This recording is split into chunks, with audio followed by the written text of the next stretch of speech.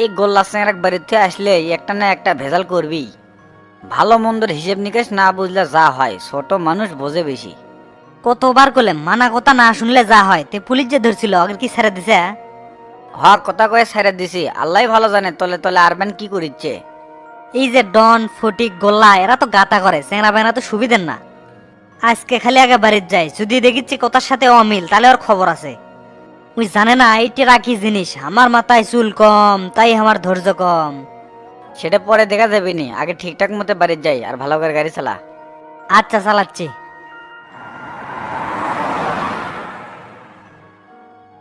হ্যাঁ হ্যাঁ বন্ধুরে, আজকে কানের গোড়াতে বেঁচে গেলাম। বেসে তো যাবই, তুই হামাক তুই যে পালালো এটা কিন্তু তোর থেকে আমি আশা করিনি। আমি তো ভাবলাম তুই মাল মূল খেয়ে পরে থাকবো, তারপরে তোকে আমার তুলে নিয়ে আসা লাগবি। কেরে পরে দেখি তোর না কেরা উঠছিল, আর পুলিশে দেখার পরে সিটে দৌড় মারলুকা, এতই দেখলাম শুনলু না। আর কি কমো বন্ধু, ছোটবেলার থেকে পুলিশে গেলা ভয় করেছিলাম, ফাঁক পাসি পুলিশের দিকে মারছি দৌড়। তে তুই কমান দিব্যি চলে আলো, আমি তো মনে করছি পুলিশ ধরে তোকে 3rd ডিগ্রি দিচ্ছে। দেখবে আমার নাম হলো পোজ মাস্টার গোল্লা, আমার পরিচয় যখনই শুনে পারছে আর বুঝে পারছে যে শামসু ভাইয়ের লোক, তখনই আমাকে ছেড়ে দিছে। ও আচ্ছা, কিন্তু বন্ধু ওই বয়স্ক লোকে মারাটা ঠিক হয়নি, ভালো করে বুঝালেই 200 টাকা নিল নি। আমিও তো মেরে চাচ্ছিলাম না, মাথা মুতা ঘুরিচ্ছিল, তার মধ্যে আবার চাইছে 500 টাকা, তখন মেরে দিছি। সব দোষ তো তোরই, হাইরে রুচি তোর, বারবার করে কলাম আর খাই না আর খাই না, তুই আর এক বোতল অর্ডার দেয়ালু। যতই মাল খাই না কে, মাথা আমার ঠিকই থাকে, নিজের ভুল একটা কন্ট্রোল আছে, সেজন্যই তো দেখলো না পুলিশ দেখে একবারে জঙ্গলের মধ্যে চলে যাচ্ছে। সেটা তো দেখলেমি, তোর পথ কত দূর, চিন্তা করতেছি শামসু ভাই আসলে যে কি করবি। না বে, কিছুই কবি না, নো টেনশনে থাক। এই 7 দিনের মধ্যে 2টো অকাম করলাম, এক হলো ডন এসে বাড়িঘর ভেঙে থুয়ে গেল, আর দ্বিতীয় হলো মদকে শামসুকে ফোন দিছি। আর তুই করছু কিছুই কবি না, কি যে পেরাত আসি রে সেটা আমি বুঝিচ্ছি। জীবনে সুখ আসবি পেরে আসবি, এটাই তো জীবন। যাই হোক, এত চাপলিস না, চলে যা, আমিও বাড়ি বিলে যাবো। আচ্ছা যা, আমারও ভালো লাগিচ্ছে না, আমারও বাড়ির যা লাগবে। শরীরে এত ব্যথা কে? কেউ মনে হয় লাঠি দিয়ে পিটাচ্ছে। হাই রে বিষ রে! কি ব্যাপার, আমার চুলের কি অবস্থা? আমি একজন ফিটফাট চেংরা, চুল ঝুটি বেঁধে থাকিছিলাম। না, কিছুই তো মনে করে পারছি না, মনে হয় কিছু একটা ঘটছে। কিরে ঘুম ভাঙলো তোর? হ ভাই, ঘুম তো ভাঙছে, কিন্তু শরীরে এত ব্যথা করছে কে? কিছুই তো বুঝতে পারছি না। এ হারামজাদা, কি হয়েছিল মানে? তোর উপর তো জিনের আসর করছিল। এই জঙ্গলে ওই জঙ্গলে নদীর ধারে তালতলা আইলে জায়গাতে ডলাডলি খালি তো জিন আসর করবেই। সব মনে পড়ছে ভাই, এলি সব গোল্লা ষড়যন্ত্র। ওই শালার সাথে বাজি লাগবার যাই তো আমার এই অকাম হচ্ছে। গোল্লা রে, তুই এই ডনেক চিনিস না, তোর এইবার খবর আছে। তোক তো এখন জুতো পেটা করবার মন চাচ্ছে, তোকে রেখে গেছি যে জন্য, আর তুই করছো কি? আর গোল্লার সাথে তোর এত মিল কিসের রে? ওই হলো আমাদের শত্রু, শত্রু সারা জীবন শত্রুই থাকবি, কোনোদিন মিল হবি না। আমি কি ওর সাথে মিশবার চাই? ওই তুই গায়ে পড়ে মিশে। কি নাকি নেতা হয়ে আছে, ওর সাথে সবাই গায়ে পড়ে মিশে। তুই যে কামটা করছু এতে করে আমার ভোরের মাঠটাই নষ্ট হয়ে গেছে। কে রে, তুই আমার কাছের স্যাংরা, তুক দে আমার অনেক উপকার হবি, সেটা না হয়ে হচ্ছে ক্ষতি। এলি সব ষড়যন্ত্র, আমাকে ভোটগুলো নষ্ট করার জন্য এটা একটা চক্রান্ত করছে। খালি শরীরে ব্যথাটা কমবে দেন, দেখেন সকলে কি মাইডাই না দেই। শোলদুবরি গ্রামের মানুষ কি আমার ইতিহাস ভুলে গেছে? এক সময় আমি চিতাবাঘ আছিলাম, আমার হুঙ্কারে বাঘ আর হরিণী এক ঘাটে জল খাচ্ছে। আচ্ছা আমার বাগা মরদ রে, খালি ফাঁকা বোমা সারে, কোনো বালি করে পারিস না। ঢাকার থেকে সময় মতো না এলে তোর যে কি হলো নি সেটা একমাত্র আমিই জানি। এটা ঠিক করছেন, আপনি না আসলে আমার কপালে দুঃখ আছিল। আল্লাহ যা করে ভালোর জন্যই করে। দুঃখ রে, মনে বড় দুঃখ। তুক না কত বড় আশা আছিল, সব তুই জলাঞ্জলি দিলু। মন মানসিকতা আমার ভাঙ্গে গেছে, কাছের মানুষের উপর আর ভরসা করে পারিচ্ছি না, নিজের কাজ নিজেই করা লাগবি। হুম, আপনি যে এত ছোটখাটো বিষয় না কিসের টেনশন করেন? জলাঞ্জলি মলাঞ্জলি কিছুই হয় নাই, সব ঠিক আছে। এল্লা সময় দান, খালি সবগুলি কেঙ্গাকে সাইজ করা লাগে আমার ভালো করেই জানা আছে। তোর কাণ্ড কালাপ দেখে মনে হচ্ছে পিঠে একবার লম্বা করি। তোর কিছু করা লাগবে না, যা করার আমি ততাই করবো। এলাকার মধ্যে প্রচারণা কেঙ্গারা করা লাগে, আমাকে দেখে এলা শিখিস। হাই রে, আমার নেতা আছে রে, তার থেকে আবার আমার শেখা লাগবে। আসিল একটু সামান্য মিম্বর, তার আবার এত বড় বড় কথা। প্রচারণা নিয়ে তো চাপ নিয়েন না, খালি একবার মার্কেটও পায় দেখেন, তারপর দেখেন এই ডন কি করে। নে নে নে, তোর ফাঁকা আওয়াজ মেলা শুনছি, এখন এলা চুল টুল ঠিক করে রেডি হয়ে নে, বাইরে যাওয়া লাগবি। আচ্ছা ভাই চলেন। কেটা ফোন দিছে? আমার বন্ধু ঠিকাদার মোমিন কেমন ফোন দিছে। আপনি কথা কন, এই ফাঁকি আমি রেডি হয়ে বের হচ্ছে। কে রে সারাদিন থাকিস কুটি? এই তো কুটিয়ার যাবো, আয়নালের দোকানে গেছিলাম, মাথার মধ্যে আয়না লাগিয়েছিল, সেজন্য আয়না চা খেয়ে এলাম। শোন ফটিক, ঢাকার যেহেতু সেই গুটি চাল দিয়েছি, মনে হচ্ছে এবার কাম হবে। কোন কি চাচা, কি গুটি ফিট করে আছেন? তাহলে কি তলে তলে মার্কা আপনিই পাচ্ছেন? মার্কা কেডা পাবে সেটা এখনো কোয়া যাচ্ছে না, তবে আমারও পাওয়ার আশঙ্কা আছে। আপনি মার্কা বলে তো সেই হলো নি, আর এলাকার লোকজনও আপনার পক্ষে আছে। পাড়ার মধ্যে যখন ডিউটি দিচ্ছি তখন আপনার ভোটাররা করছে কি মার্কা পাবো তো, আর আরো কয় তোরা যদি মার্কা না পাস তাহলে ভোট কাক দিমু রে, আমাদের ভোট তো নষ্ট হয়ে যাবি রে। এই বাঙালি গেলে সেনা বড় দায় রে, এরা হই মারবে এক জায়গায় আর মাছ ধরবে আর এক জায়গায়। নির্বাচন করতে করতে না বুড়া হয়ে গেছি, তাই নির্বাচনের ভেলকি আমি সফিক ভালো জানি। পার্টির মার্কা পেলে এই 1 ফটিক 5 জন হয়ে যাবি, ওরলে ভেলকি সব উড়ে হেল দিমু।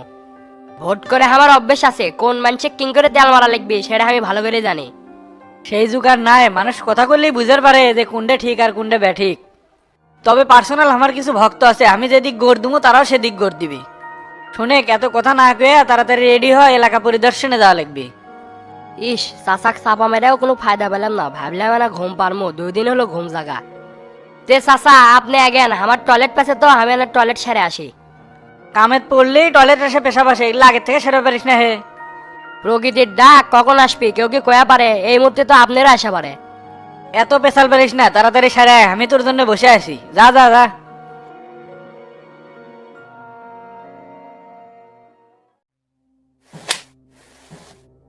কয়েকদিনের জন্য থেকে গেছি আর এগুলো সব উল্টো পাল্টা করছু তাই না? আপনি তো আমি আগেই কছিলাম ডনেক নাকি জিন আসর করছিল, সেই জন্য বলে আমার বাড়ি পিছন দিয়ে এসে সব ভাঙচুর করে গেছে। আজকাল তোর কীর্তিকলাপ আমি কিছুই বুঝতে পাই না, কি যে শুরু করছু আল্লাহ ভালো জানে। ডন আমার বাড়িতে এসে এলে ভাঙচুর করছে, ই কয় কি রে? এখন তো মাথা মতো কোনো কিছুই ঢুকতেছে না, খালি রাগ উঠতেছে। হঠাৎ করেই ডন আমাদের বাড়িতে আসবে, ওর তো এত বড় কল যে এখনো হয়নি। আমাদেরটার মধ্যেও দোষ আছে, এই তো খারাপ এদব। সত্যিকার কত, তোর সাথে ডনের কি হয়েছিল যার কারণে এলে করলো? যদি কোনো মিথ্যে কথা কইস না তো কিন্তু খারাপ উপরে পুঁতে ভাল দেবো। ভাই আমি সত্যি করে করছি, বাড়ির পিছনের দরজা খুলে রেখে সামনে বাগানে আমি পরিষ্কার করেছিলাম, এই সুযোগে ওই ঢুকে সওয়া কাম করছে।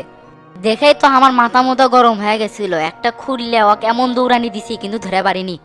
দৌড় মারবার যে মনে হলো আপনারা তো কোসেন যে পোজ মারা যাবি না, সেই জন্য ব্যাগ চলে যাচ্ছি, ভাবলাম যে আপনাদের সব খুলে কমু, আপনারা যা ইচ্ছে করে নেবেননি। ঢাকা যাওয়ার আগে কতবার কয়ে গেলাম যাতে উল্টো পাল্টা কোনো দিন কাম করিস না, তারপরও এলা কাম করলো। সামনে নির্বাচন, নির্বাচনের আগে ভালোভাবে চলবে কইছি, সেটা কি মাথার ঢোকে না? সেজন্যই তো আমি পোজ মারিনি, তাছাড়া রাস্তা দিয়ে আসার সময় দেখলিনি ডনের রক্ত পড়ে আছে।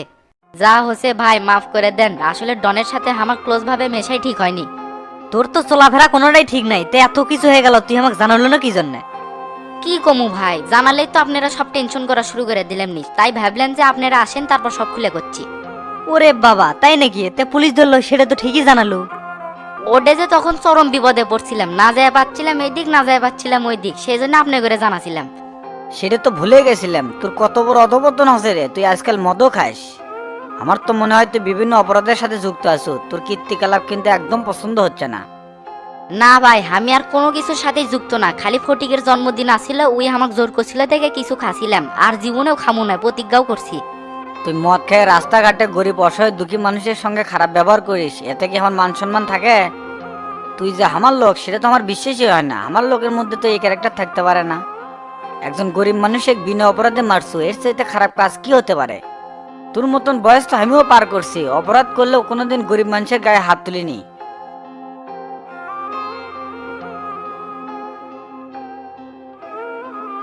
ওস্তাদ ইনকে করে হবি না, ওকে ভেতরে নিয়ে যায় ইচ্ছে মতো বানাই, তাহলেই উচিত শিক্ষা হবে। না না, মারার দরকার নাই, তুই টেবিলে যাই খাবারের ব্যবস্থা কর, খুব খিদে লাগছে। আচ্ছা করতেছি। তে ভাই চলেন, আমারও না সেই খিদে লাগছে, কাল রাত থেকে কিছু খাইনি। তে চল টেবিলে যায় সবাই মিলে একসাথে খাই। ও ভাই আপনি চলেন।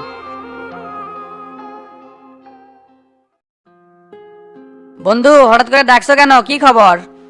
কি মেম্বার সাহেব, ওটি দাঁড়িয়ে থাকলে কি সব কথা কোয়া যাবে? সামনে আসো, বসো। আচ্ছা আচ্ছা বসতেছি। তা এখন কও, রাতের বেলা এত আর্জেন্ট ডাকলে কি সব? এই যে ডন ছেলেটা, এ কি তোমার সাথে থাকে নাকি? আশেপাশে খবর নিলাম এ নাকি তোমার ছোট ভাই। হ্যাঁ ঠিকই শুনছো, ডন তো আমার ছোট ভাই। কে কিছু করছে নাকি? শোনো মেম্বার, তুমি তো জানো খোট্টাওয়ার আমার একটা প্রজেক্ট চলছে, সেই প্রজেক্টে তোমার ছোট ভাই আমার ম্যানেজারের কাছ থেকে চাঁদা চাচ্ছে। তুমি কও মেজাজটা কেমনটা থাকে? না না না, ডনের কোনো ভাবে চাঁদা চাওয়ার কথা না। ওর মতো বেদব ছেলে চাঁদা চাবি, এটাই স্বাভাবিক। ওই জানে না মমিন কেডা? 15 বছর হলে ঠিকাদারি করি, কোনো মায়ের বেটা সাহস নাই আমার প্রজেক্ট থেকে চাঁদা খায়। কালকের চ্যাংড়া হয়ে আমার প্রজেক্টে চাঁদা চাবার গেছে, এ কথা শুনে তো আমার মাথা বিলে রক্ত উঠে গেছে। শোনো মমিন, 7-8 দিন ধরে ওর উপর জিন ভর করছে, ও তো বেহুশের উপর চলতেছে। আমার জানা মতে ও তো এলাকার বাইরে যায়নি। তোমার মনে হয় কথা ভুল হচ্ছে। তুমি যদি কোলে নি যে আমার সাথে বেয়াদবি করছে, এটা মেনে নিতাম, কিন্তু টেকা চাওয়ার মতো মেন্টালিটি তার তো নাই। মেম্বার ঠিক কথাও বলতে পারে, ডনের তো সাহস নাই আমার প্রজেক্টে আসার। আমার ম্যানেজারই ডিস্টার্ব, চাঁদার ভাউচার দিয়ে টাকা মারা ধান্দা করছিল। ঠিক আছে, এই বিষয়ে ম্যানেজারের সাথে আমি কথা বলে নেবো নে। তা 3-4 দিন হলে তোমাকে এলাকার দেখলাম না, তুমি কোথায় গেছিলা? আর কয়ে না, আমি তো এমপির ক্যান্ডিডেট হয়েছি, তাই ঢাকা গেছিলাম মার্কার জন্যে। বোঝোই তো, নেতাগিরি তেল না মারলে বড় পোস্ট পাওয়া যায় না, সেই জন্য হালকা হালকা তেল মারলাম। তা মমিন, মেম্বারের ভোটটা কিন্তু আমার করনি, কিন্তু এবার এমপির ভোটটা করাই লাগবে। সেই সিদ্ধান্ত আমি দিতে পারছি না মেম্বার সাহেব, কারণ মমিনের এক কথা 100 কথার সমান। হুটহাট করে আমি কোনো সিদ্ধান্ত নিতে পারবো না। মমিন, কথা তুমি ঠিক করছো। তুমি যা কও মুখের উপরই কও। অনেকেই আছে অন্তরে কয় এক কথা, মুখে কয় আর এক কথা। তোমার মতো সলিড চ্যাংড়া না হলে জীবনে কোনো উন্নতি করা যাবে না। ব্যক্তিগতভাবে আমি তোমাকে খুব পছন্দ করি। মেম্বার সাহেব, শুধু তুমিই না, সোলদুরি গ্রামের প্রত্যেকটা ছেলের কাছেই আমি ভালো, কারণ আমি নিজেই যে ভালো। তুমি তো ভালো করেই জানো মমিন কারো ক্ষতি করেনি, বরঞ্চ বিপদ আপদে মানুষের পাশে থাকছি। হসে হসে, নিজের ঢোলাল নিজে পিটাইও না। নিজের ঢোল অনেকদের পিটে নিলে বিপদ আরো বেশি। জোরে জোরে বাজায় ফাটে ফেলে দিবি, তার চেয়ে নিজেই বাজায়, বিপদ থেকে রক্ষা পাওয়া যাবে। তোমার সাথে কথাই পারা যায় না, আগেও পারি নাই, এখনো পারলাম না। থাকো, চলে গেলাম। না না, আগেই যাবে কে? আমার অফিসে আসছো, 1 কাপ চা না খেলে কেমন হয়? তারে কে 2 প্যাকেট বিস্কুট আর 2টা চা আন। ঠিক আছে বস, আনতেছি। দেরি যান করিস না, মেম্বারের সময় কম, তাড়াতাড়ি আসিস। আচ্ছা বস।